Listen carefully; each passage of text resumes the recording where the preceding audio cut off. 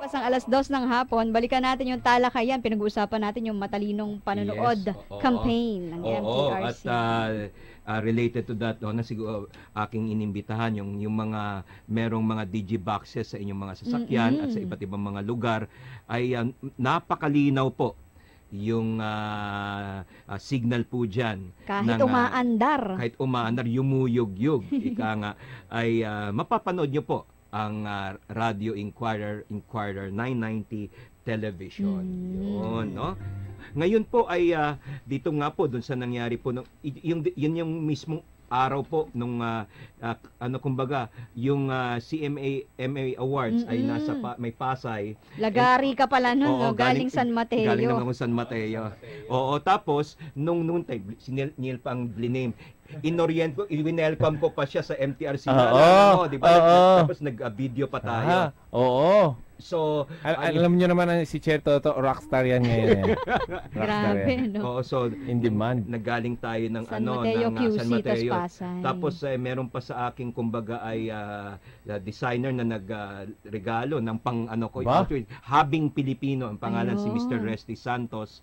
Kaya nag-fitting pa tayo. Wow. Tapos para may I would like to thank my may ganyan. May ganyan. Yan, tapos video kami ng mga ginagawa sa MTRCB with Direct Neil, and then afterwards si MMA. At doon naman po ay ito ay kumbaga aming programa in cooperation po sa municipal administrator rin po nila, si Brian Montances, si Vice Mayor Paeng Diaz at si Mayor Tina Diaz, dahil naka-integrate po talaga sa kanila yung matalinong panonood. Ito po ay kumbaga napaka-welcome po sa amin dahil matatandaan natin mga 2 years ago ay nangahas nga ang city of Parañaque. Unang sila Mayor Olivares, the first LGU that made matalinong panunod part and parcel of their city vision. Mahusay. Ayan. At kapag nila city anniversary around February, sumisisid po kami sa kanilang mga barangay para at kumbaga always yung kinikwento ko kay Sir Neil na kami ang conduit between the artists, with filmmakers, etc. and our people at yung mga iba ring government agencies. At last time ay pati mga embassies ay pumunta sa Parañaque, yung Iranian Embassy halimbawa, iba't ibang mga embassy.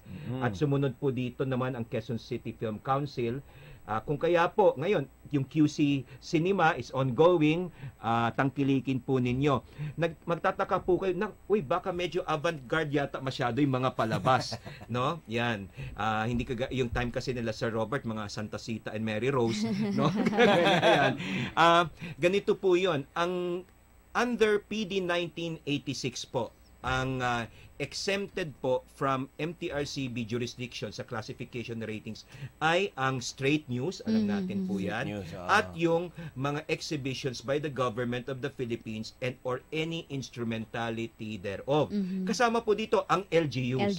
At ang Quezon City Film Council, meron po silang festival. Pero katrabaho pa rin po nila at part nilang MTRCB kasi nag-exchange pa rin po kami ng notes doon sa classification dahil yun naman ang area of competence. Ngayon, so meron po sila at nakaabang kami dyan dahil sasabihin nila, meron kaming medyo okay dito, tinatangkilik talaga. Papasa na namin para sa commercial showing at para ipipila naman namin sa amin. Kasi ang freedom na binibigay, nga sa isang LGU, kailangan for the benefit of our people, i-rate nyo rin yan. Tama. Yan. Pero, kumbaga, kunyari R16 yan, hindi yan binding sa MTRCB. Theoretically, pwede nang sabihin R13 yan or pwede namin sabihin R18 yan. Pero yun ay naging inumpisahan yan last year at ngayon ay pinagpapatuloy kapareho sa Sinimalaya. Ang Sinimalaya ay dahil sa cultural center of the Philippines. Yun ang linkage, yun ang linkage, no? Ganon. And then kaya yung at ang FDCP naman hindi alam ng marami to na partner actually sila ng kila Ronald Arguelles, ang Cinema One. Cinema One. So pag ang Cinema One po ay may festival po, ang aabang ang partner po FDCP, it's actually from the vantage point of government, it's an FDCP activity. But once your films go into commercial exhibition, that's where we come in. Now, isang maliit lang na nuance.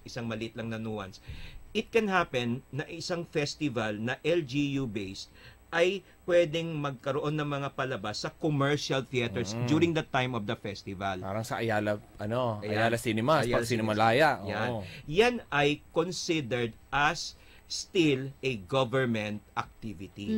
And therefore, sinasabi nga namin, you may have your own ratings. Kaya lang sabi, huwag yun nang hiramin yung namin para hindi ma-confuse yung people. Kasi minsan may time, hiniram yung aming standees. Oo. Sa Cinemalaya, they just have parang a printed form saying this is the But so as not to confuse the people that it's not an MTRCB thing. Ganyan.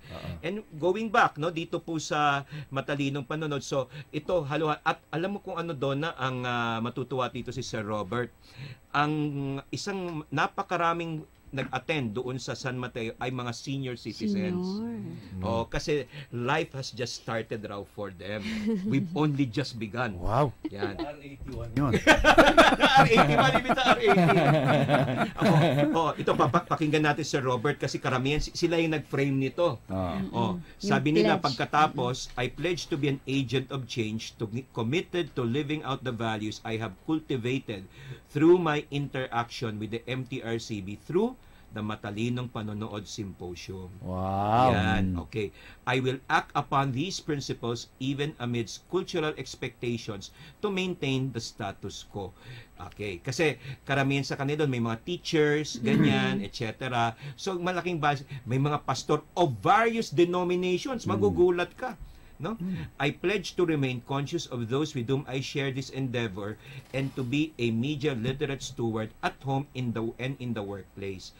Ito po, di ba? Tama to dahil ang MTRCB po cannot be in every home. Yan, hindi ko pwede. We cannot sit, even if you want Robert Arevalo to sit on your lap, he cannot be there. Yan, ganyan. I will challenge myself to listen and engage with people who are different from me and whose opinions differ from my own. You see? So, ito rin yung kanilang pledge. Yung ang ganda. Yan Bob.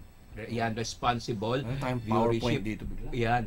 Makikita natin na naka-integrate doon sa kanilang mission, vision. Yan, may panunumpa pa sila. Yan, may mga teachers. Yun yung mga comrades, ika nga in arms ni Sir Robert nasa kanan, bandang kanan. Yan, yun. Tapos yan, ang nagbigay ay si board member Mario, board member Jackie. Yan si Mayor Tina Diaz, no? Yan. At nakalagay rin dito, I pledge to challenge social norms.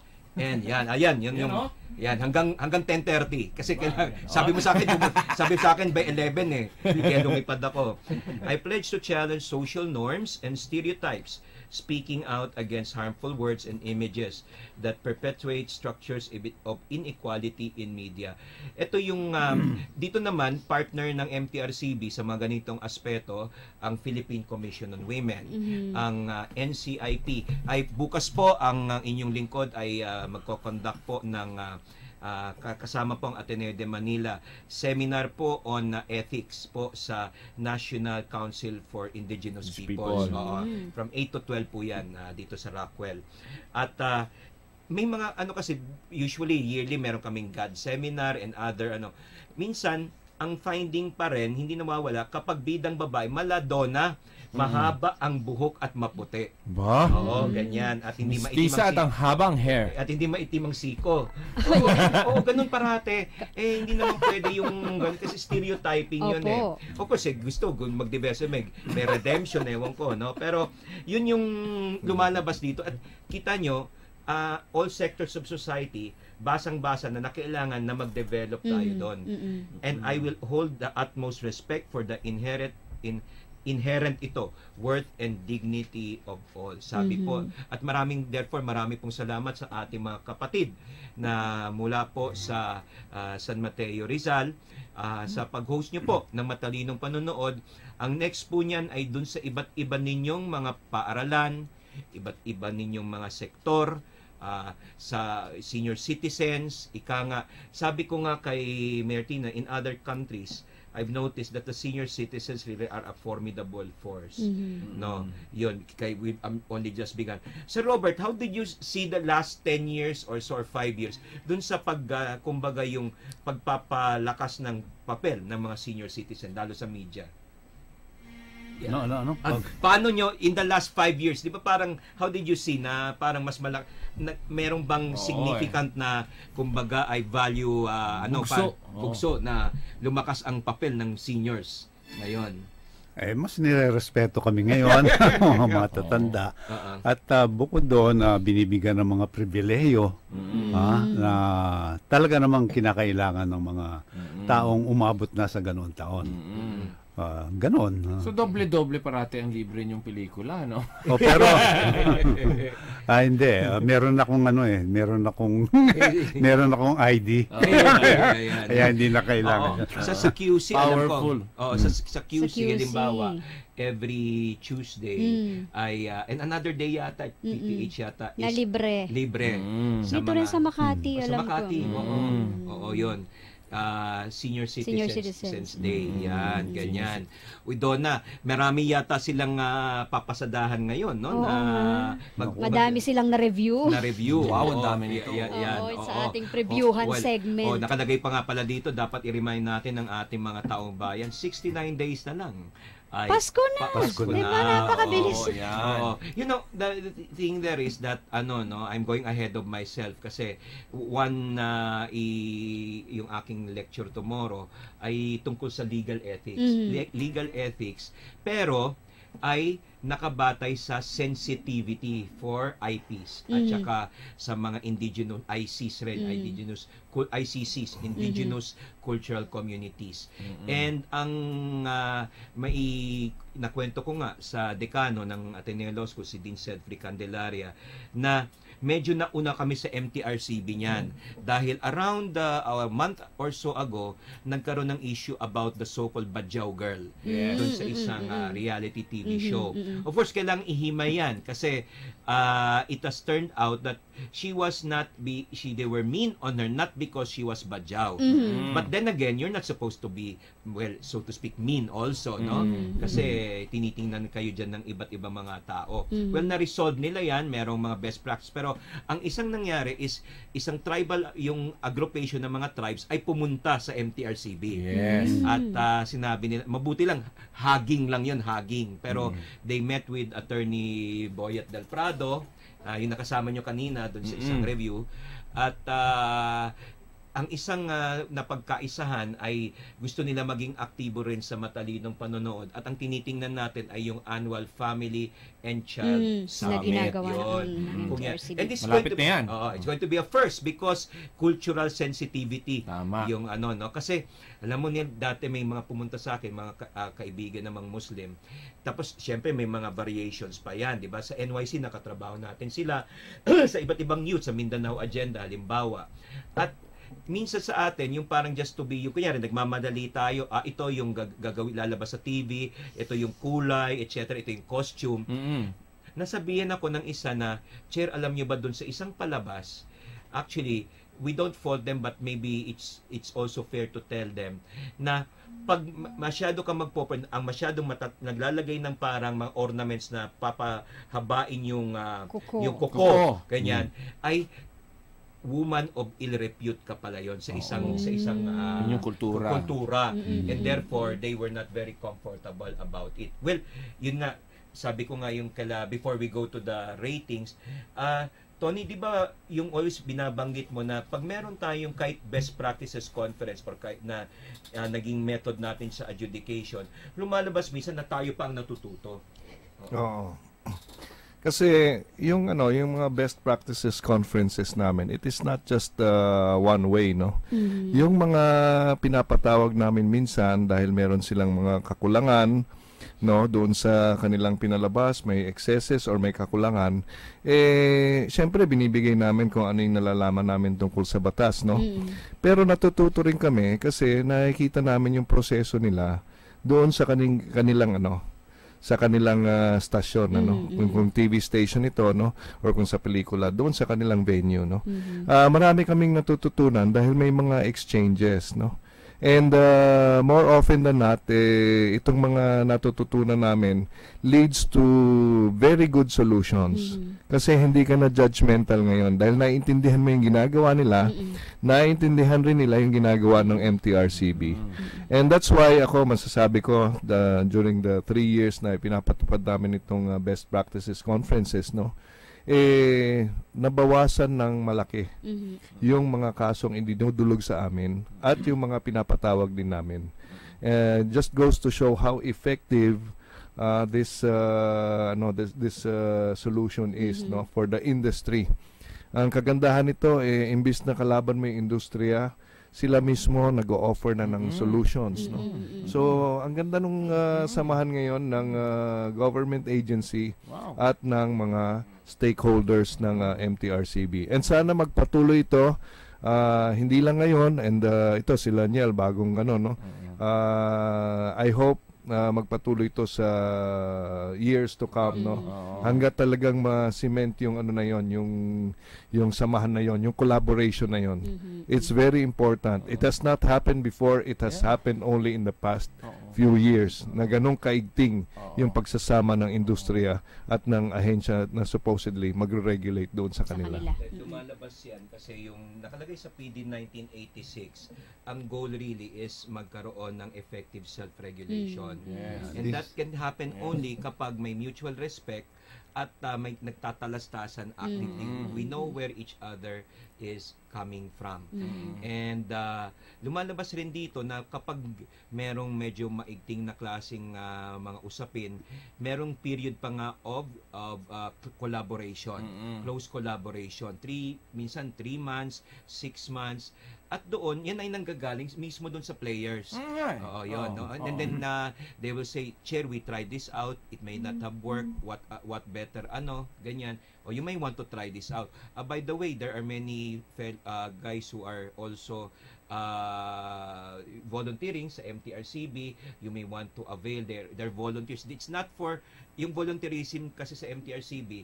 Halimbawa, mga formators mula sa isang eskwelahan na expert sa children. Hindi para sa amin lang ito. Pwede namin, dinadala namin yan sila sa industriya. You may want to, no, also avail of them through us. And sila naman, CSR nila yan. They won't even ask any payment from you. O, diba? Mas maganda. And in that regard, lumalabas talaga yung kumbaga, pwede naman pala na mag-usap-usap. Yes. Yes. Okay. Yung maganda nga sinabi ni Attorney Tony, ang feedback basically ng mga stakeholders, no? Yung perception na ang MTRCB is actually reaching out to the stakeholders. Hindi ang MTRCB police or censors. Yun yung yung image kasi very collaborative. So yung mga artists, they're open and very willing to to be classified. By the way, gusto ko ring batiin yung nagwagi sa kumbaga best films na choice sa CMMA. There were many, in fact, General Luna was nominated, but it was old school. Okay. Yes. Well, medyo bias ako dito dahil parang pamangkin ko na riyan si Sia Hermosa. Sia, bilibang Tito Toto sa'yo. Wow, blow out daw. Congratulations. Blow out daw kay Chair Toto. Yan. Tumitindi pala hito ko. Sige po, previewhan segment tayo para Okay. gabay dun sa ating mga manunood. So, ang bangka, si Tony Veloso. Ayan, ang bangka. Ito yung mga May call sign. Ito ba yung mga ito ba yung mga materials Sige sa pa, movies, apa. no? Okay. Ito, alam na naman natin na yung basihan nito, of course, yung ating yung sinasabing descriptors, no? Palagi yung tema, yung lengguwahe, yung karahasan, sexual, horror or droga. Memorize na mga bata yan. Memorize ko na rin yan. Pati yung tono Anyway, itong mga ni-review namin for the past past few weeks, no. Itong marami dito ay R13, no. And doon binabasa yan, no, yung like for example, itong Jack Reacher, Never Go Back. Pag nakalagay dito doon sa reason for classification na naging R13 siya, hard action violence among corrupt government agents engaged in drug trafficking. No. So yan, medyo Napapanahon.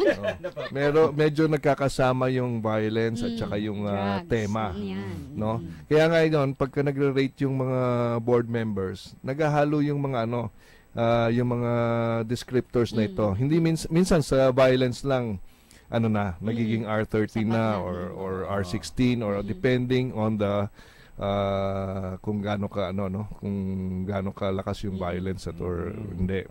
Now, itong ibang mga maraming R13 dito, I would just like to ask si Robert to go over them. Ito ang ating taga-pelikula. Ako naman ay taga-telebisyon. So I would like to give it to our actor, BM Debonair, and Dashing to the Snow. Okay. Idadagdag ko lang na kaming mga nagre-review nito before we arrive at the decision, meron kaming mga implementing rules and regulations. And IRR. may mga guidelines. Sinusunod namin yon na parang halos abogado na kami. You interpret it as medyo legal ang approach, no? So, yun ang dapat nga sa mga BM. Ganun ang tingin, Kaya, minsan kasi yung lalo na yung R16 at R18, halos pareho. Halos pareho, pero naroon din sa pananaw ng isang BM according to tinatawag nating contemporary cultural values, kung ano ang nararapat na rating para dun sa pelikulang yun, sa material na yun. Ito, yung A Monster Call, that's the title of the film. Ito parang magic realism.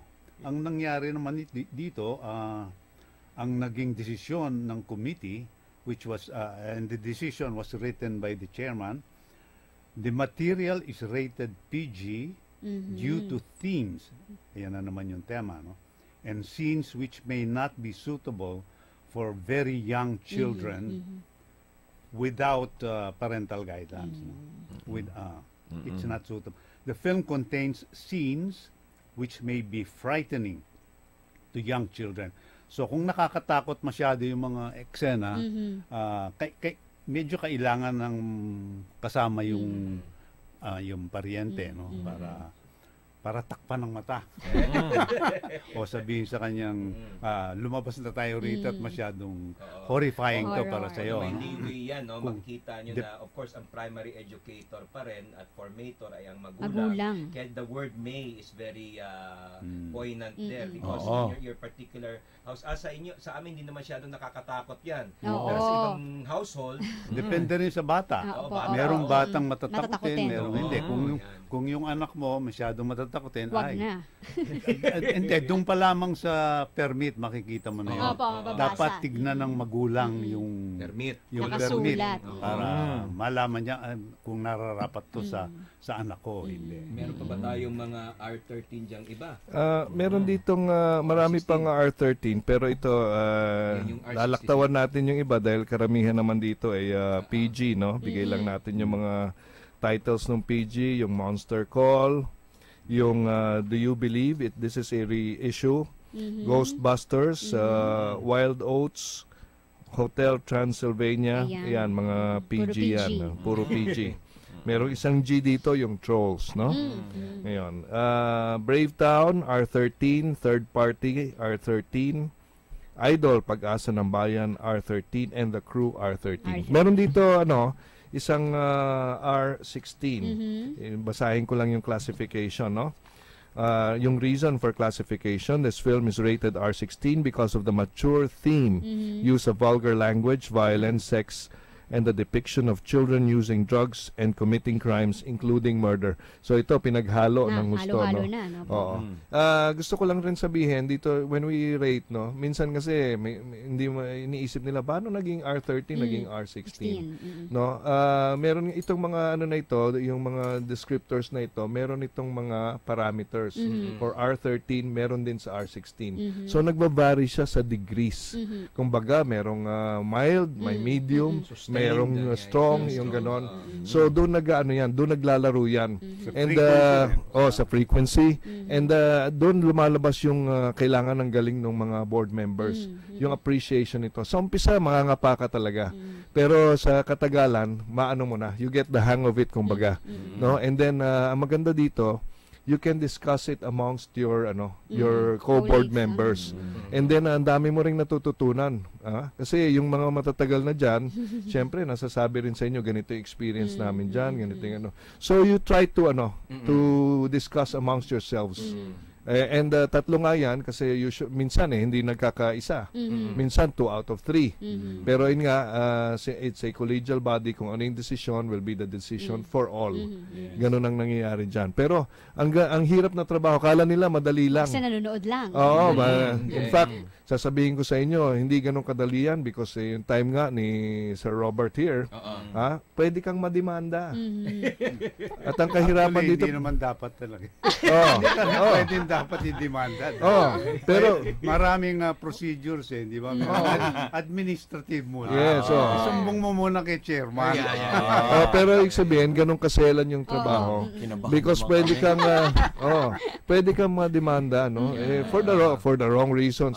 Pero ibig sabihin, ganun yung ganun yung kadelikado yung trabaho. Kaya Hindi. maraming attorney sa... Well, hindi. Kaya yung iba, akala nila, madali lang yan. Manonood ka lang ng sine, classify ka lang. Hindi, yung decision mo, merong may and you impact. are responsible for the Filipino people. Yes, also especially audience. dun sa kabataan because yung parents patriae. And yun, always we have to clarify that hindi kami manunuri ng pelikulang Pilipino. Hindi kami critics. hindi kami cinema evaluation board. But rather it's more on age appropriateness at yung mga sensitivities. That's why bumababa rin kami kasi ayaw namin maging abstract yung cultural values. Kaya nandun kami on the ground sa matalinong panonood dahil maaring sabihin namin na ito hindi, wala na sa amin yan. Kaya nga yung noon pa meron sasabi, ba't binigyan ng Gia ng pangit? Wala namang kinalaman doon sa... Nakita ko sa guidelines natin na tinatawag na redeeming social values. Or maybe even redeeming artistic values. Kung medyo artistic naman at mas mahalaga yung kagandahan kesa dun sa meron yan. kaunting... Dun sa SLAPS test yan, kasali. Pero it's number 3 of 3 tests that all have to come together. Na first is yung community standard, second, not cater to prurient interest, at yung SLAPS test. Kasama yung artistic value, yung may redemption, but always taking the work as a whole. Ayan. Nagkagalit na si Racy Amado, nasa kaliwa. Pasalamatan na po natin ang ating mga nakasamang BM Neil. Welcome at maraming salamat. Thank you. Maraming salamat, Donna. Okay, Sir Robert? Sir Robert, maraming pong salamat. Maraming salamat din. Ayan, BM Tony, thank you Maraming po. salamat, Donna, Chair. Okay. At maraming salamat po sa lahat ng ating mga tagapakinig at mga nanonood po dito po sa Radyo Inquirer. Tandaan po natin sa matalinong panonood, magandang kinabukasan ang kasunod. Maraming pong salamat. Hanggang sa susunod na Lunes pong muli, ito po si Donna Dominguez. Ang oras, 5 minuto makalipas sa 3:00 ng hapon.